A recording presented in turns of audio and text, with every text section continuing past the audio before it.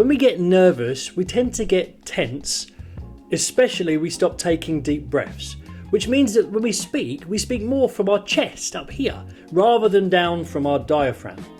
We don't speak from low down, we speak from higher up, and you can probably hear the difference. My voice, if I speak from up here and speak rapidly with short breaths, loses a bit of its power. It's no longer got the bass and the boom to it.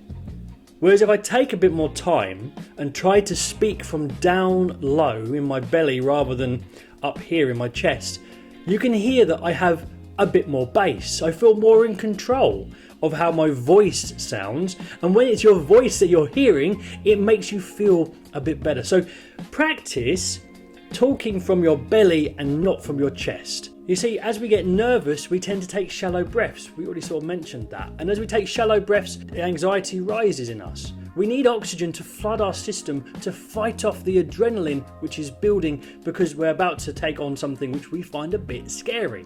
So, what's the best technique to use to help us to overcome those nerves? Well, we can use something called box breathing.